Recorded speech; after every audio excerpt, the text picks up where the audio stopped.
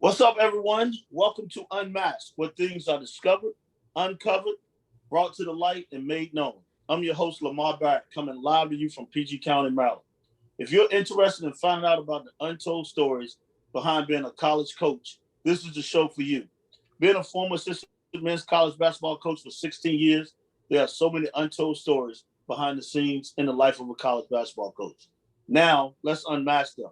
Today's guest is a head college coach, a former assistant coach, and a former high school coach. And when I say high school coach, he was worked at the highest level with a ton of couple of professional basketball players. So he had really good kids in his program where they did extremely well on a state level. He's also has an unbelievable work ethic. Outstanding basketball mind, an excellent talent evaluator, a tremendous teacher, a professional, a great communicator, and he's a winner. And he's also an Atlanta, Georgia native. He wears that proud. Cabral Huff. Now, talk about him a little bit before we bring him on. Then I'm gonna say I'm not gonna call him by his first name. We've been communicating for almost a year now. Everyone calls him Huff. I don't know how he feels about it. So if you hear that, we can call him. I'm gonna say Coach Huff just to make it interesting. I can go. We'll be a little bit professional as he is a professional.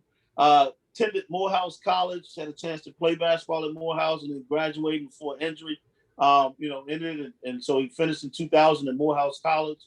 And then after graduating, he had a chance to go and work as an assistant coach. A few stops before getting his own program.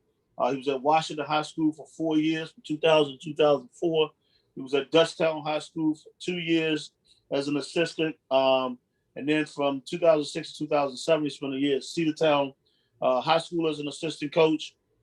Now, along that stop, he ain't gonna talk about it. I mean, he even was a head baseball coach before. So then he had a chance to dip into coaching a little bit on the professional side, where he coached in the WA and the ABA with the Rome Gladiators and the Rome Knights. Before, as he would say, the money ran out, and then he had a chance in 07, 08 to go and work at Atlanta International High School as an assistant coach. And then this is when it begins. He becomes a head coach at St. Francis High School in Georgia, where he had a tremendous run. I'm sure we'll get into that a little bit. And then he goes and works at Georgia Southern for a year. I believe it was Mark Byton was the head coach at the time as a director of basketball ops. And then he gets to go the chance to go to Alcorn State as an assistant coach. He spent a year there. I'm sure it was a great experience for him, but it was nothing like trying to get back home. And he had a chance to come back home and work at Duluth High School as a head coach from 2016 to 2019. And then he took over at Holy Innocents Episcopal School 2019, 2020, where he really turned that program around in just 1 year, just the effects that he had on the program. And then this was where, I caught it at the end. But I remember him talking about going and wanting to coach college and taking a chance at it again. And he goes back to Voorhees. He goes to Voorhees this past season, 2020-2021 season, where he did a tremendous job of getting them to the NAIA tournament, which he did an outstanding job there. And so he's presently the head coach at Voorhees College, where he had a great first year. Welcome to the show to a guy called a friend, who I call a brother now, Cabral Huff, man. Welcome to the show. Excited to be on, man. I watched a lot of them. I watched a lot of other people's stories. I guess I can tell, people I'm around, I made it. I'm on the show. I'm unmasked right now. So this is really good for me, man. I'm really excited to be on it and just talk, man. All right, man. I'm glad we could set this up. So we're gonna get right into it. We're gonna get unmasked, and a lot of the time, or the majority of the time, you spent you spent more of as a head coach. But I always ask this question: whether you were at Georgia Southern or when the first time you went to Alcorn State, but I mean, there's no handbook to being a college coach. Like, tell me about your first day, first week, first month that you get to any one of those places. when you're done with human resources, you're done with orientation, especially like no one gives you direction. You've been on the other side when players were recruited, but now you're coaching in college. Like, talk about that. Oh man, that first week at Georgia Southern, after everything is settled down, you've been through human resources, you've gotten your office, you've unpacked, and now you're kind of like, all right, well, what am I supposed to be doing? And like, I'm just like going through a week, like, okay, well, what's my job? What I'm doing? And you've got all these things that coaches told you about, but nobody's giving you this like template of how you're supposed to do it and what you're supposed to do. And in reality, man, that's college basketball. You got to figure out your way. You got to find a way. And that was really Coach Byington's thing. Like, he's a great person. I love him to death, but his motto was find a way to get it done. And I'm so grateful for guys like Tim Kaine and Larry Dixon, who kind of, just they were on that staff and they said, listen, Huff, this is what Coach needs from you. This is what he wants you to do. Let's get it done. But it was great, man. We ended up having the biggest team camp we had ever had at Georgia Southern history. We were down there, and I think that was part of because of relationships I had with high school coaches in Georgia to get them to come down there. But it was some great times, man, except that first road trip to Illinois. Oh, boy, you got to talk about that. I mean, you got to talk about that. So, during this time leading up to getting ready for the season and preparing as a Dobo, one of your biggest jobs is travel, figuring out travel. And so Illinois is the first game of the year. It's a guaranteed game for us. They're kind of taking care of everything, but you got to call and set everything up with whoever you want to set it up with. And so Coach had me talk to some guys, some guys who are now even college, assistants now. Coach Bender, who was on the Clemson staff at the time as a Dobo, just how to do things. So I'm going through the list and I'm calling the people. Yeah, we'll have a bus for you, when you get off the airplane and everything. This is going to have, just send me your roster. Everything was good. We got to the airport.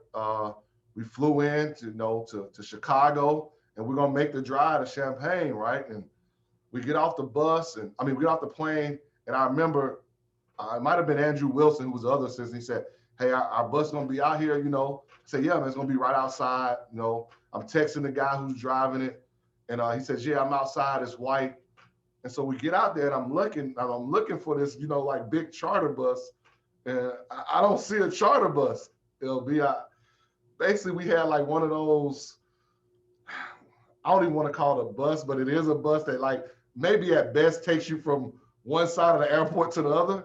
And we've got to put all our luggage on there and everything. The rental car bus is what and it wasn't even one of the best rental car buses. Like it was snowing, and I don't know if the heat was working on it. And I remember Coach Byington turned and said, "You got to fix this." And it's like they had some big Father's Day or Father's Weekend, and so it was packed. Like they were playing a football game, and like trying to find a bus was crazy. And Tim Kaine and Larry Dixon are trying to help. And I thought, man, when this trip ends, I'm gonna get back on that plane. He's just gonna tell me to fly straight to Atlanta, and I'm gonna have to find me another job. But we got it fixed, man. We had to use a different bus company every day, which usually never happens when you go on the road, just to get it work because there was so much stuff going on, man. But that's my story. That's how I got indoctrinated into college basketball. Wow, that's a story for you. And shout out Tim Kaine and Larry Dixon, previous guest on the show. So those are great guys. Actually, go back to Larry, playing against them in college. So been knowing that Larry almost 30 years now.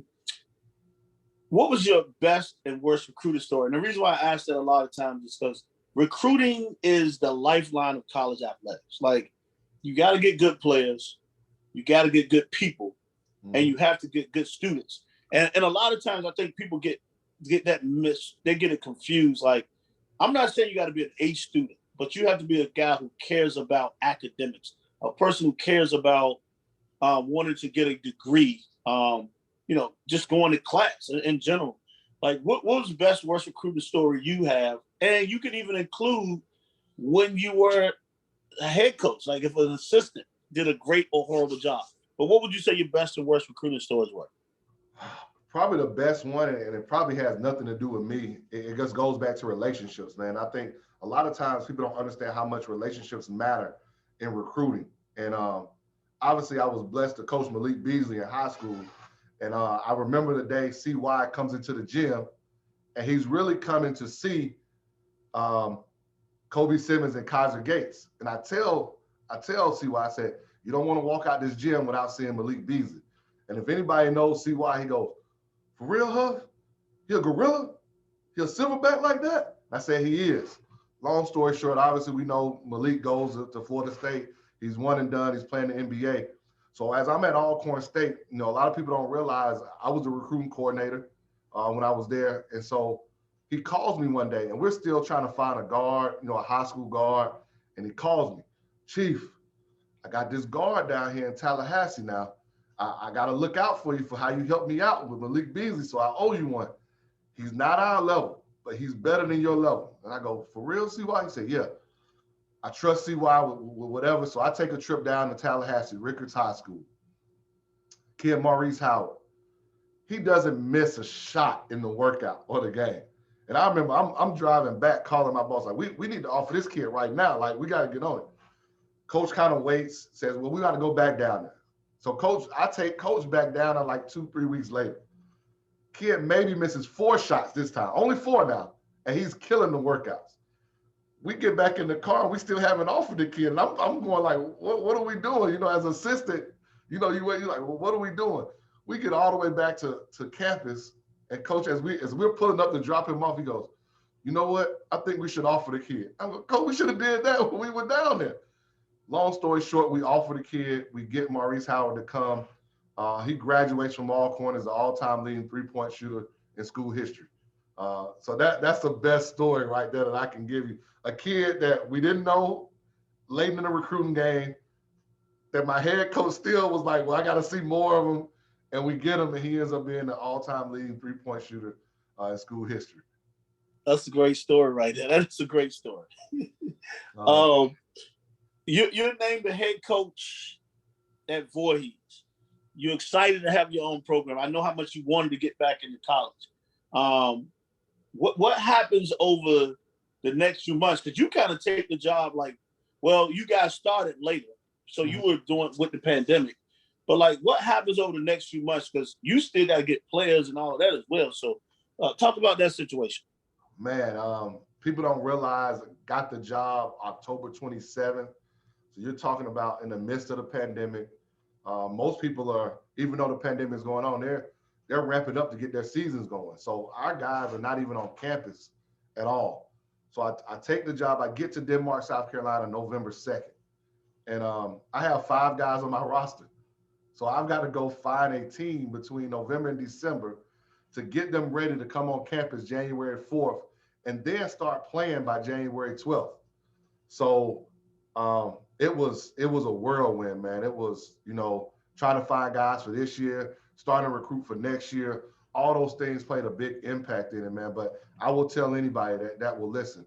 If I had to come in and we had to start playing in November or December, I don't know if we wouldn't have had the success that we had. That November, December time allowed me to get my feet wet, to learn the lay of the land here at Voorhees, which is like how most people have when they get a job in April or May or March. They get a little time to get some things done. But on the flip side of that, people got to realize with us playing right away in January, there was no preseason because guys weren't on campus. Like when they got here June 4th, we went right to practice. We had 2-a-days.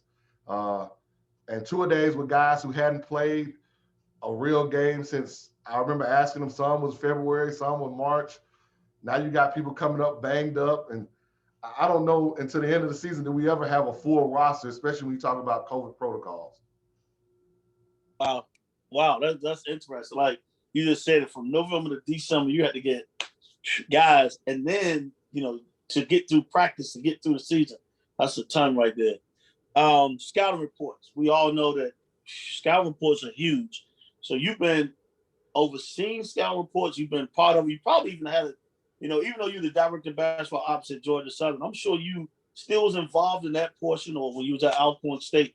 Scouting reports, man, like talk about those, because everyone knows how much a lot of people don't understand how much time is invested in scouting reports. You're watching 7-8 games, you know, you got to pick out the team's tendencies. And then you got to figure out how are you going to first of all, you got to talk to your coach about what you think or what your game plan, what you think you guys should do. And then he has to, figure out, yeah, I like that or don't like it. And then you have to figure out a way to get it across to the team, because those kids have so much stuff going on, classes, social, so you got to know your kids. What can you tell them? If you give them too much information, they're going to forget it. If you give them not enough, then they're looking at you like, how come I didn't know this? And talk about scout reports, like I'm going to say best or worst. You can pick either one or something that jumps out. And I'm going to say this too.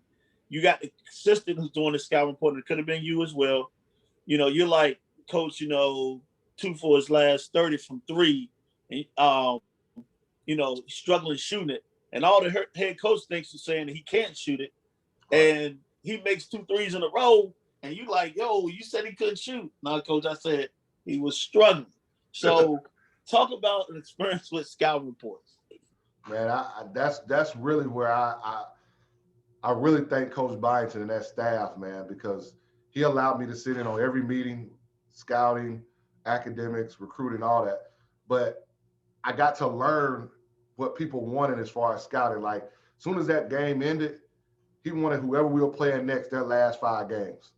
And so that became my mindset of how I looked at scouting. Like, okay, you want to know what they were able to do in their last 5. And then he would sometimes come back to me and say, find me their 2 closest games. I don't care when they were, but I want to see tendencies. And then he would also have his own meetings with whoever that person's scout was, so they could talk about just the things that you talked about, like how we're going to attack them if they're, switching all ball screens. How are we going to attack them? Or how are we going to attack? At that time, Ron Hunter was at Georgia State, and they were running the zone, and what we were going to do versus their zone defense. So those are the things, man, and we really spent a lot of time on what we were going to tune in on each day leading up into that.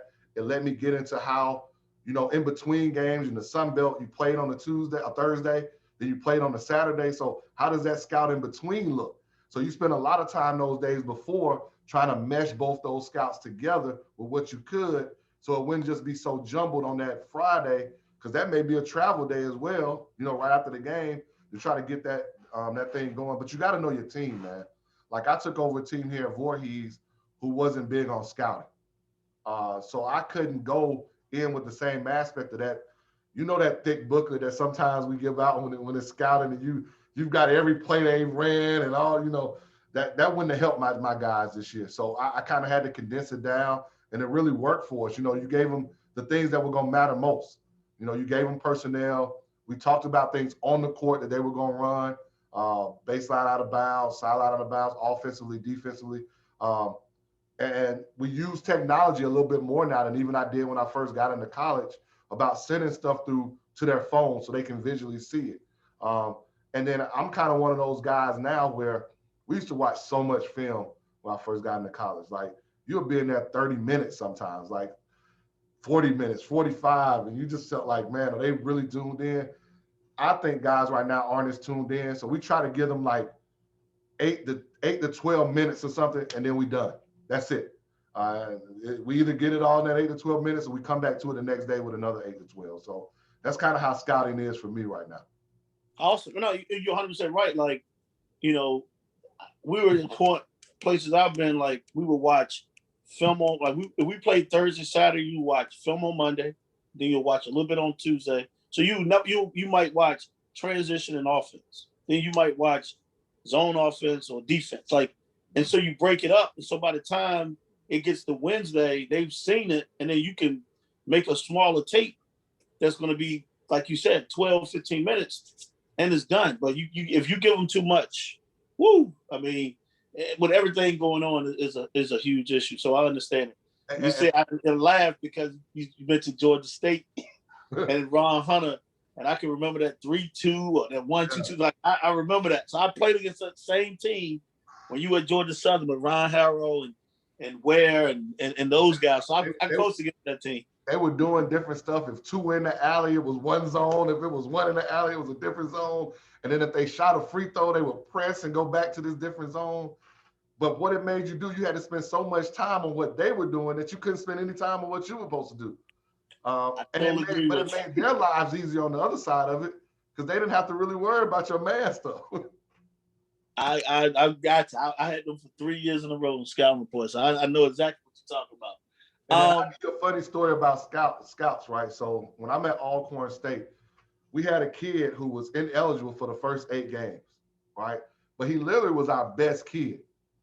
And so we're playing this is Tennessee State before Penny Collins gets there. And we're playing in some MTE, but it's in Memphis. And I know one of their assistants, it's his scout. And you know how as assistants sometimes, they warming up, you talk a little bit. And he goes, man, who is that kid right there? And I just looked at him, I'm like, oh, you don't know who that is. And all I can think about is, you going into one of those scouts and this kid lights you up and you have no idea who he is. Long story short, the kid scores 28 points because we knew he was pretty good. And I can only imagine what was going on their bench because he was not on their scout report. They probably didn't know who he was. I'm sure that was the case. What's the biggest challenge you think you experienced since you become a college coach? And I mean, whether it was as an assistant or probably even now, the challenge this year is what you talked about with having to recruit guys. What is the biggest challenge? The first biggest challenge I had was, you got to realize I was going into college basketball as a Dobo. And so as a Dobo, you don't get on the floor. You're kind of doing all the background stuff that nobody sees, travel, food, budgets, all that kind of stuff. But it's the backbone of college basketball that really got me to understand what it was about. But the toughest part of that is that I was running my own program. I left after winning the state championship to go be a Dobo. So that was very tough, not being able to not just, I won't say just run your program, but be so much involved in the on-court stuff. That took a lot out of me. Like, it was very tough to have to sit back. I mean, I still have my notebook where after every practice, I had took notes down just watching practice from the side, and I'll be emailing Coach Byington, this is things that I saw. Like, I did that all the time because that let me stay engaged even though I couldn't get on the floor. And it was tough. And I mean, there were times I would try to say stuff and hoping that AD wasn't walking by or somebody wasn't doing something. So, but he was great, man, allowing me to really grow into myself as a college coach, man. And I'm probably not here right now if it wasn't for him, because after that first year as a Dobo, he brings me to his office when the Alcorn State job comes open, and obviously they're talking to me, and I didn't know if that was a job for me, to be honest, LB. And I tell anybody, every time I've went back into college basketball or went into college basketball, any job, I've taken a pay cut. So I hope people understand that this job is not just the shiny suits they see on ESPN on those nights that they see. And he told me, he said, if you stay in this Dobo position, because I got into college basketball later than most people, he says you may get stuck in it, and that's all people are going to see you as. And I know you're a coach, so you got to get out on the road. And that was really the reason why I took that Alcorn State position. Awesome, man. And you hit it right on the head. That's the reason why Unmasked came about, is because what you just said is like, the behind the scenes stuff. No one knows, what's entailed. They just see the shiny suits on TV. Right. That's one of my biggest things when I talk about Unmasked. Like, you see the finished product. Right. You don't see all the work that goes in behind it. Do you ever find that there are things that people misunderstand, like, about you? What are they? I really don't think people understand how much I have given up of other things to be successful in this basketball. To keep it 100, I'm divorced, so I've lost, a family because of it, even though it was just me and my ex-wife. I've been away from my family a long time. When I wasn't in Atlanta, I don't have brothers and sisters. So my family is kind of really important to me. So being away from them and then the time, man, like, this thing is time consuming. I don't think people understand we don't have a 9 to 5. We don't clock in at this time and get off at this time. Your phone can ring at any time of the night, whether it's a player, recruit, coach, it doesn't matter. We don't have a time that we can say, well, I'm definitely going on vacation this time. You may can schedule it, but doesn't mean you're not going to have to get on the phone and do something else when that happens. So I don't think people understand the time we have to put into this or the time I have to put in this to really be successful. So I have to sacrifice, man. I don't think people understand that sacrifice that I have to put in to do the job that I want to do to be successful, because it's really what I want to do. I have a passion to coach at this level and to be successful at this level. So that sacrifice and passion that I have for it, as well as how hard I work, man. Like, I'm probably one of the most hardworking dudes. And I don't like saying it like that because it makes you seem like nobody else works hard. But I just know that how hard I've worked to get to where I am right now. I put a lot of time in. I put a lot of time in. I mean, sacrifice is the key word. It's actually, you kind of answered, which was good. You answered two questions that you answered the two questions I have in the one question. So that's actually pretty good. Sacrifice was the key word in that other question. We're all educators in this business, man. Like that's what we are. We always tell our players the basketball court is a classroom. So what do you try to teach or educate your players besides basketball? Man, we're trying to get these guys to be great young men. Like, they're going to be a father. They're going to be a husband to somebody. They're going to be great citizens in this world. So it's my job to understand it. It's my job to send them out into this world after they graduate from college and lead this basketball program to where they've learned more than just how to dribble, how to shoot, how to run a play, how to win. So all the adversity that you get in college basketball is the same adversity you're going to get in life. And what are you going to do when it happens? Like, when your boss tells you something that you don't like, are you going to quit and go home and tell your wife and kids, well, dad doesn't have a job, I don't know how we're going to eat. You got to fight through that thing. So I'm trying to teach these guys what it means to fight, what it means to compete every day, to be 1% better, to stack small wins, because those small wins that you can stack, we talk about it just in practice. Like, if you're getting better every day in practice, that 1%, eventually when we get down that road, those 1% keep adding up. And now we get to that 100%. What's the same thing about life? You got to keep stacking those small wins in life, man. And we've got to make sure that we're really keeping them abreast of what's going on in the world, man. Like, don't just kind of be in your own little bubble and let them understand, like, the social injustice that was going on, mental health, all those big things, man. We spent that November, December period when I got the job here at Voorhees. Obviously, nobody's on campus. But it started with the 5 guys I had on the roster, and I kept adding every week with whoever I was signing and bringing in. We got on Zooms once and twice a week and talked nothing about basketball. We talked about life. We talked about mental health. We talked about me getting to know them getting to know me. And I just remember I told them, these sessions, these Zooms, it's going to help us win games somewhere down the road. I remember one of my guys said, well, how is that possible?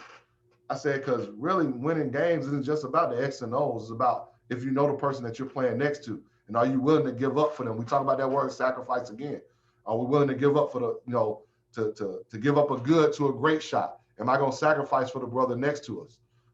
So those are the kind of things that we talk about. And the one last thing I'll say, man, is that during that time, one of my players told me, I tell my guys I love them, because I really do. And one of my guys had never had a man tell him he loved them. And that, to me, that was one of the biggest moments of my even short coaching career here at Voorhees, is that I think we're molding and changing a young man's life. Wow, that's some deep and powerful stuff right there, man. What qualities did you look for in hiring assistant coaches? First is loyalty. You want to make sure they're loyal. And I think that's why a lot of times head coaches hire people they know, because they think those guys will be loyal. But not just loyal. I want somebody that's going to work just as hard as me. Like, they've got to get out and grind. Like, I tell you, that phrase, find a way from Coach Biden, has stuck with me since he said it the first time I met him. And I just want guys who want to go find a way, guys who are hardworking, guys who are not yes men, who are going to challenge me, on things and say, well, Coach, have you thought about it like this? And I tell them, any guy, even my assistant right now, I tell him, I say, if you're going to bring something to me, you got to tell me why you're bringing it to me and why it's going to work. Don't just tell me we need to go recruit this guy. Well, why should we recruit the guy? Why is this certain play call, or why is this going to work, or why should we be running this? So I kind of like the back and forth, so I can really, we can really build on what we're doing. So loyalty, hardworking, resourceful. Those are the things that I really look for in assistants who can build relationships. Like the relationships that you have on campus are truly big. And I think they come from relationships, the relationships you have with players, the relationships you have with the community, the relationships you have with high school coaches in your area is truly big. Because they may not have a guy for 4 years, but the 5th year when they have a guy, if you haven't built a relationship, there's no way you're going to get him anyway. So true. That's so true. You become the head coach, and you can do it both when you first get the St. Francis job and when you first get the Voorhees job. Like, what was that first practice like? And then what was the first game like when you finally are in control of your own program? I think the practice was probably a little bit easier because you've done practice so much, like you know what you want, you know how you want it to go. But you still were kind of like, I'm the head coach of a college program right now, and this is practice. I think the game is where it was a little bit different. I told people it took some time for me to really get my feet wet as a college head coach. I don't care how many years I had been a high school head coach. Like, there's just different nuances in the college game, how you're just different stuff that you got to get your feet wet on. And it's even so different on how you walk out and what time you're walking out before the game. Like, all those things matter. So, I had that moment like in the scrimmage game here at Voorhees where you just take that moment and you let it soak in. Probably right before the game, right before they're announcing starting lineups, and you take that deep breath, man. You say, here it is. This is the moment you really been waiting for. And I'll even take it back. Probably the biggest moment I had is it goes back to when I got that job at Georgia Southern at Illinois, a packed house, and the national anthem's being played, and it's running chills through you. And I can remember at that moment because that was a goal of mine, was always get to college basketball. And I remember that time. I said, here it is. I've reached this pinnacle that I wanted to reach. It's a milestone. Enjoy the moment. I've tried to enjoy all these moments, man. Whether it was Georgia Southern, whether it was Alcorn State, when we're playing at Indiana, and you get to see Assembly Hall for the first time, or whatever it is, man. I try to enjoy all these moments. Awesome stuff, man. And I know I've reached out to you. It's funny, interesting, whether it won or lost, and you was always, when you win, hey, guys did a great job. When you lost, it was like, hey, we're getting better. And it was never about, some guys you be like, man, we was terrible. These guys, blah, blah. No, you were like, no, we getting better. We lost, we learned.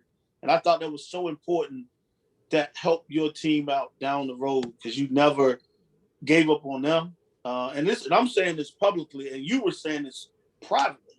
Mm-hmm. And I thought your team just kept getting better because you believed they could be good. You never said, anything bad about them at all. And I thought that was awesome, to be honest. It's funny, man, because I had a lot of people that said, whatever happened this year, you should just scrap it. It doesn't matter anyway, and just get ready for next year. But I didn't see it like that. I felt it was an opportunity for us to build this program, take what has happened already. I didn't come into a program that hadn't won. Coach just got a new job. So I got lucky and blessed to get the job after he got a new job. So I wanted to come in and make sure that we weren't going to take a step back just because it was a different year, a COVID year. And I knew all the obstacles that were in front of us, of reasons why we should just say, oh, it doesn't matter, whatever. And I'll tell you a funny story.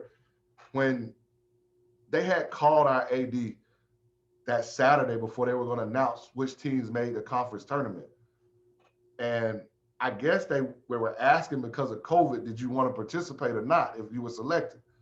And she called me and she said, Coach, do y'all want to play? Y'all think y'all got a chance? And it wasn't in a bad way, but she just wanted to know. And I remember I said, not only do we want to play, we got a chance to win this conference. And she said, Coach, you for real? I said, we got a damn good chance to win this conference. Lo and behold, we won it. And that was when we won it, I called her after all the celebration, and we were waiting everybody to get dressed, and I called her. I said, do you remember that conversation we had? And she said, I do. I said, I told you we had a chance to win this conference. That's awesome right there. That's awesome. This could be entertaining, it could be education. What is the strangest thing a player has done outside of the basketball court that you just was like, you don't have to name names, but you just was like, wow, I can't believe that. And a lot of times you got high school kids, that's one thing, but like college guys, they're out on their own now. Anything that was just stood out that was strange or weird and you just like couldn't believe they even did it? We're on a recruiting visit, official visit, having dinner at a restaurant. I mean, conversations going good. Well, we had more than one recruit there.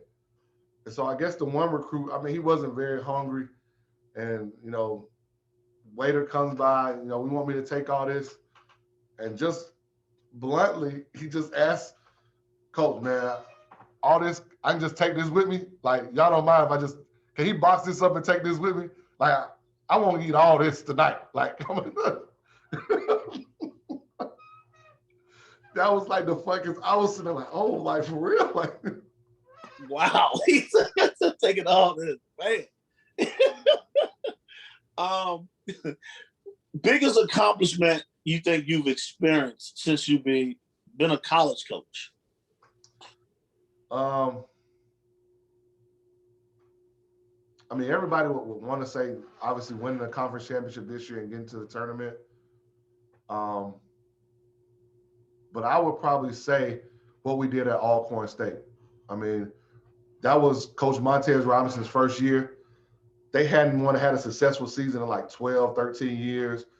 We went APR hell, and we come in and go 15-15 the first year, finished second in the conference. And then even a year after I was gone, because I was recruiting coordinator, they go to the conference championship and lose by 1 to Texas Southern. So I think that time, what we were able to do at Alcorn State is my biggest accomplishment, because people said it couldn't be done. I remember people saying, oh, why are you going there? Like, you can't win there. It's in the middle of nowhere. Nobody's going to want to come there. And we got the right kind of guys that came and were successful in those first couple of years. Yeah, I mean, and that's what people they always think the biggest experience, like, or going to a conference tournament, going to the NCAA and all, they don't forget, like, it's the small things that, like, make the experience, like, you're like, wow, that was a big experience. Like, that was something I took away from it. It's not always the biggest things. A lot of people get confused on. A lot of people think it is. What movie or TV show title best describes your week? I know you've been waiting on this one. Oh, man. That's who I would probably say. This is going to be really funny. I'm going to say Snowfall.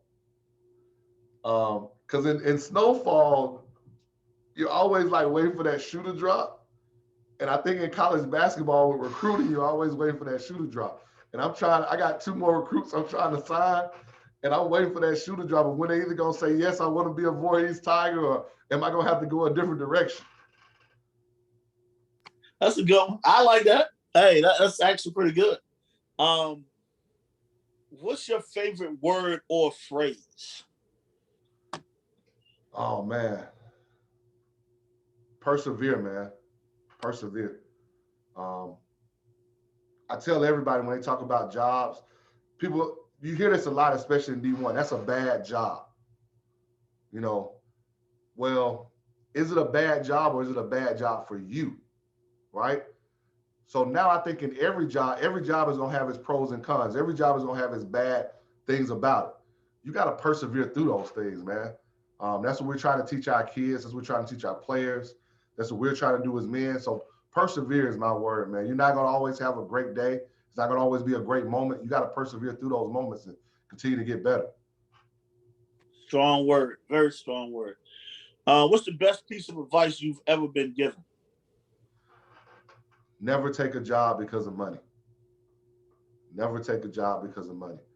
And I will add to that, if given the opportunity to interview for a job, don't turn it down, because you never know what can happen. And I say that because I was the head coach of Atlanta International, right?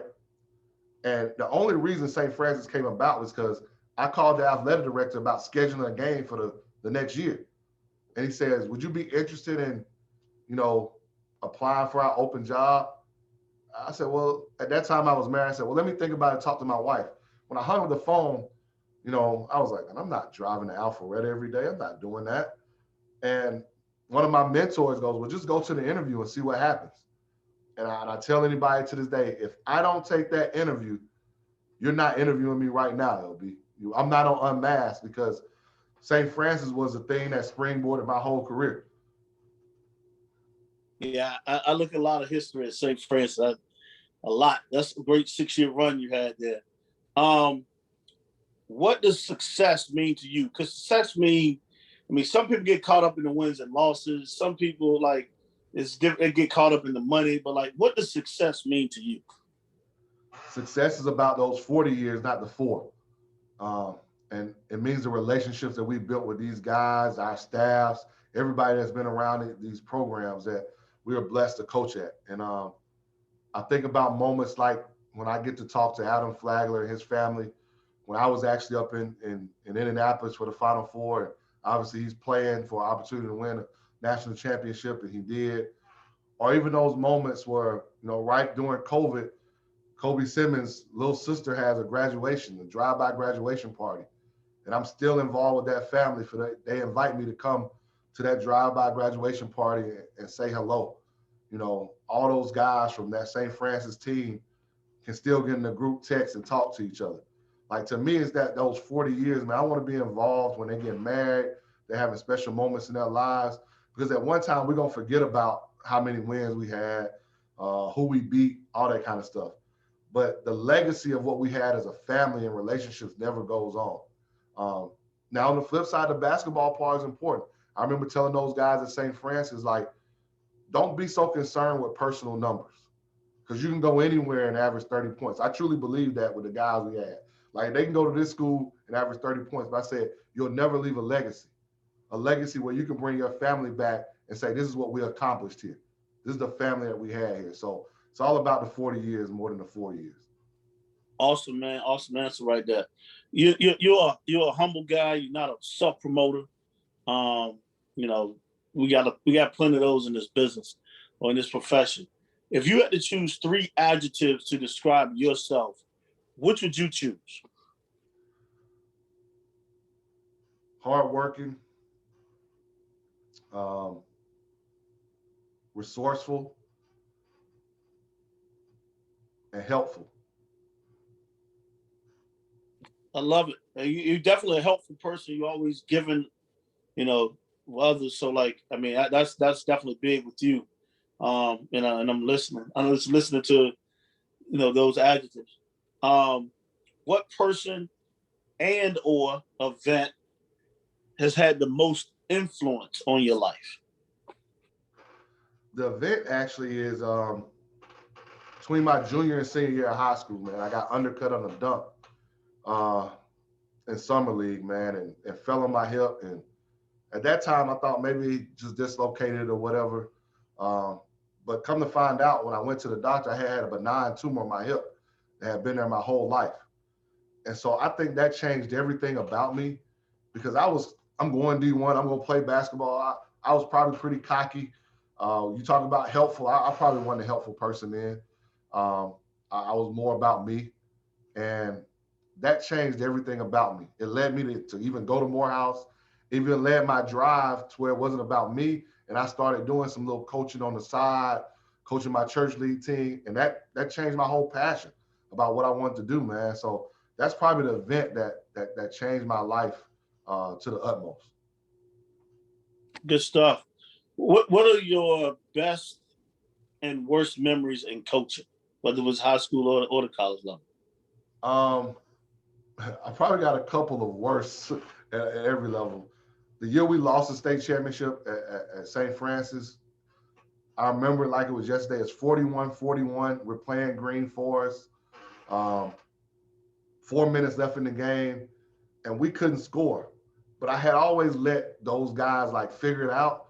But in the biggest moment on the biggest stage, I should have called timeout and settled us down, drew up a play. We ended up losing by 8 or 10 because we didn't score again the whole game. And they were just, I was playing with freshmen and sophomores. And at that moment, at a big time, you know, to this day, I blame me that I should have called a timeout somewhere in there, settled us down, got us to a play that we could run, and we could do it better. Like, so that's probably one of those worst moments where I'm looking at myself saying, that's just a bad moment. If I talk about another bad moment, I would probably say,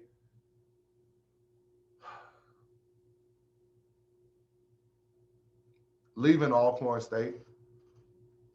Not so much bad because I didn't want to leave college basketball.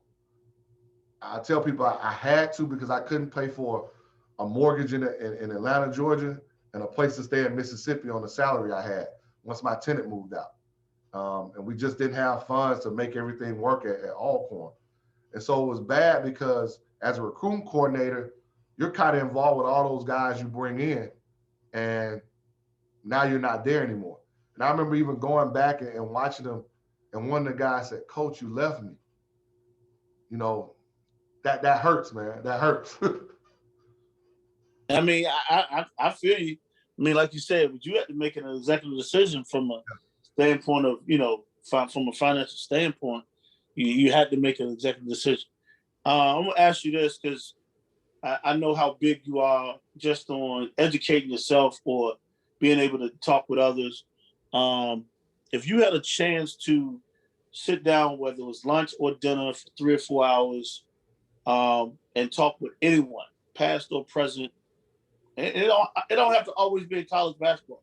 It could just be in life in general, and from a standpoint somewhere in the athletic realm, though. But who are those 3 or 4 people you would want to sit down with, pick their brain, what made them successful? You know, who would those people be? So obviously, man, I'm big with my faith. So if I could just sit down with Jesus, man, that would be like everything for me. Um, I think we give Steve Harvey a hard time, like for some stuff that he does. But if you really think about where he pulled his bootstraps up and what he was able to do, living out his car, all that kind of stuff, like I want to just sit and talk with him about that process, man, and what it was like when you didn't know where the next meal was coming from, when, you know, all that kind of stuff to where he is now. If I'm going to go basketball wise, Conzo Martin, man, I would just really want to sit down with him because he's went through so much. You talk about the injury, you talk about what he went through at like Tennessee, to where, you know, to the success he's kind of having at Missouri. Like those things kind of matter to me. And then outside of basketball, man, like who wouldn't want to talk to Nick Saban? Like that dude is like, he's different, man. He's just different. 100% right. I mean, no, and I'm like, Nick, and you say Kwanzaa. I mean, people, if you don't get a chance, you need to hear Coach Martin. Like we joke about it all the time. Like if we know he's speaking, it's like we're trying to get there to hear him because he's going to deliver a message. Yep. And it's like going to church and hearing a sermon. Like, and it doesn't matter how long it is. It's just like he's delivering, and we always make the joke about we're ready to pull out our money and put it in the church plate. I mean, that's how powerful he is. And I know he'll laugh about this because I do talk to him some, but when his hands go on his head now, you finna get something really good. Yeah, we definitely talk about that all the time. You said something, and I wasn't going to ask this question, but it's just interesting because you used the word and you talked about stress a little bit. And it was like, what was the most stressful situation that you've kind of faced? I know you talked about your injury earlier and you said something about, you're not, divorce and stuff like that, but is there anything that's been related to basketball that's been like stressful for you? Man, you got to realize that when you take this, you've had this success at St. Francis and you made this a good living, and now you're taking this pay cut, but you're still in Georgia, so it's not that bad. But when you take that pay cut, well, you're really taking your job title's better, but you're taking a pay cut and you've got to go 7.5 hours away to a place that you've never been. And and you got to wonder, well, how am I going to pay bills that I still got? That's stressful, man. That's stressful. I remember when I got to Duluth after Alcorn, and this is no money isn't everything, but I remember what my paychecks were at Alcorn. And I remember when I got to Duluth and I literally said, there's nobody but God of how I made that through. Like nobody but God. Wow, that's. I mean, I'm great to hear that. I'm glad to hear that. When you and I know like you at Voorhees, and Voorhees got to understand what they have. They have a really good coach who's going to have a chance to move in this business. I think you're great at what you do. Um, Great at not just coaching but developing young men. Um, you everything a coach is defined by, whether you were at the high school level or the college level. So when you have a chance to go and move on, because it's gonna happen. Um, what type? It depends on where you go as well. So if you goes up to lower Division One or however that works, what are you gonna look for like in a staff? Would your style of play change? Um, from you being at Voorhees, like how would it be a little bit different depending on if you go up? I think you got to evaluate each place to where you go. Like I'm one of those people that I like to look at conferences or leagues and say, well, what is everybody doing or what is everybody not doing that maybe I can do that causes problems? Um, so that's one of those things I would look at. I don't think the way I recruit would change. I like length and athleticism. I like work ethic, toughness. I love shooting. I don't think those things would change. But I think you have to evaluate at each spot that you get to of what you would do differently. And I'll even take it back to high school. Like at St. Francis, we were strictly man-to-man, half court, sit down and guard you, team. Um, we would get out in transition, which I think that's going to happen no matter where I go. Um, and we could run sets, and I think that's why our guys were really successful when they got to the next level. When I got to Duluth, was the first time I ever pressed. Like we pressed from the time the jump ball went up to the time it stopped, like those first 2 years. But then it even changed in the middle after my second year when Adam Flagler and William Hudson, all those guys leave and graduate. So now I've got to change my defensive philosophy some. Like, so I go from we switch every ball screen to now we're gonna blitz and hard hedge every ball screen because we were longer. We weren't 6'1" to 6'6". We had 3 6'8" on the team. So we did some different stuff. So I think you just have to evaluate each place once you get there and see what's going to be beneficial. You got to look at who's on your roster currently, what can you bring in to that roster, and what you're going to bring in the future. I tell anybody, I don't know if you can just go in and say you're going to do this definitely with everything. Like you may say, okay, I'm going to run this style offense, because some people are really good at a certain style offense. One thing I can tell you now, we're going to play up tempo. There's going to be a pace of our play that they're going to have. But how we're going to get to it could all change. Awesome answer right there. And it's all about, like I like you just said, there's so many coaches, and I don't mind saying it now, like older coaches who just like stuck in their way. They don't. It's the best game of basketball. It evolves. It's an evolution. So you got to be able to adapt to your personnel, and not always be stuck in this is what we do. And I think a lot of people are starting to see that, like doing what we do and we don't change, it's hurting a lot of people because the game is moving past them. So I truly understand that. I'm gonna ask this question. I wasn't gonna ask it, but it was something off air. You've had some terrific players, pros, great, some very good college basketball players. Is it multiple people that you said, man, I could have had that kid, he didn't come here, or, I recruited this kid, but he decided to go elsewhere. Like anybody like that over your time that you like, man, we missed out on that kid or whatever? Oh man, I can go down a list, man. I think about we were at Alcorn State and we had an unofficial visit.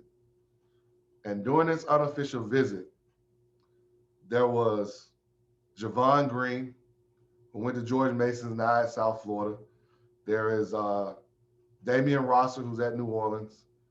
There's Derek St. Hillier, who I think he's going back to New Orleans, or he's been in D1. And there are a couple other guys who are there, and we didn't get not one of those guys. Like, but they came those 7.5 hours to come to Alcorn State on the unofficial visit. And I thought, man, we really missed out on those guys, man. I think about some kids that thought about St. Francis that that didn't come for whatever reason. So yeah, man, I think about that all the time. You think about kids, you see, man, that kid would have really been really good.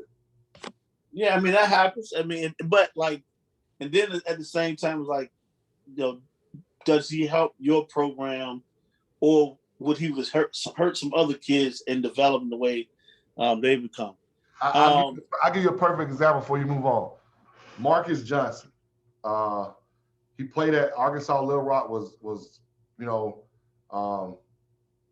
first and second team all conference in 2 years there because he came from JUCO. And we had to make a decision at Georgia Southern whether we wanted Marcus Johnson for 2 years or Tukey Brown for 4 years. And we chose Tukey Brown for 4 years over Marcus Johnson for 2. I think it worked out for Mark Bonson at Georgia Southern, but just think about that. You make the wrong decision there, it could be different. Wrong decisions can set you back a few years. That's the one thing about it. Like, if you make the wrong decision, the right decision is supposed to be what it is. But when you make the wrong decision, it can affect you later on down the road. Because it's not like you just get rid of this kid right away. It's like, all right, I know he's good. Let's give him another chance. And then the next thing you know is like year 3, and you like, we got to make a decision. Right. So I agree with you 100%. Like, knowing what you know now, like, what would you tell your younger self to prepare for as a head coach? Have patience.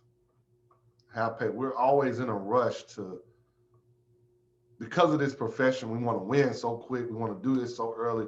Just have patience, man. Like, have patience to allow things to unfold so you can really see the forest for the trees, man. Like, so just have patience. That's the one thing I would tell my younger self. And also, man, like, I don't think I enjoyed the moments enough when I was at St. Francis. Like, those were some great times. And now I look back and say, man, that was in the moment though. You were grinding. Like, you win the state championship, and now you're like, all right, time to prepare for the next one. Let's go. So I think I would say, patience and enjoy the moment. I'm gonna say you're 100% right. Like, I coached high school for 6 years. Some of you, at one spot, and it was like my first year we were in the state championship. We lost in 5 overtimes, and they were 7 sophomores, 3 seniors, and a freshman. So I'm like, oh, we're gonna be good. The next year we go back, it's 7 juniors, 4 sophomores, and 1 senior. And it's like, we lose at the buzzer, like a tip in. So you're like, man, how do you keep, then the third year we go, and it's like we end up winning the state championship with those guys that been together 3 years. And then it's like the next, everybody's like, oh, you're going to be down. You're losing all your top guys. And we end up going 22-0 and you ranked in the country.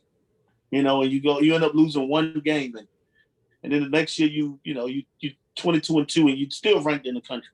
So and then my last year there, we won a state championship again. But you're right, like, you don't enjoy the moment because when you're done, you're like moving on to the next one. Like, and it's like, guys, especially when you got good kids, they lose, they want to be in the gym like the next day. Man, I literally had to tell mine, like, man, you're gonna have 2 weeks off. Like, I can't tell you what you're gonna do on your own, but for us, we're gonna have 2 weeks off. We gotta mentally get re-energized, man.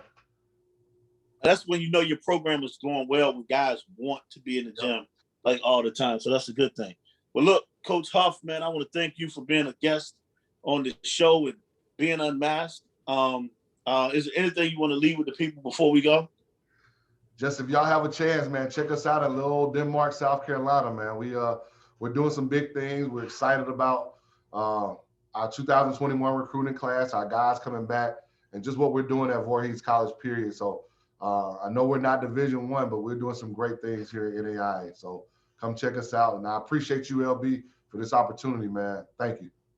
No, you're welcome, man. And he's right. Definitely check him out. I became a Voorhees College fan again. One of my teammates was a coach back in the late 90s. Sean Walker is now the head coach at Elizabeth City. So when, Coach Huff told me he was getting a job, it was like, and actually another teammate of mine, Adrian Bell, he was down in South Carolina, and I told him, and he was assistant with Sean there. So I became a Voorhees College fan again. That was awesome. So to just follow his ride and the journey he went on this year, it was awesome. I think I probably texted him after every game, whether it was win or loss. It didn't matter. I appreciated that, though. Like, that was like, it wasn't just the ones you text when I won, but it was the ones like you'll be like, man, y'all right there. Keep doing what you're doing. Keep your head up. We lost like 6 games by a combined 13 points. Yeah, no, you're right. But now I know you'll do an excellent job there. So I want to thank you, viewers, for watching another great show. Stay tuned for the next guest as we get Unmasked. See you next time and stay safe.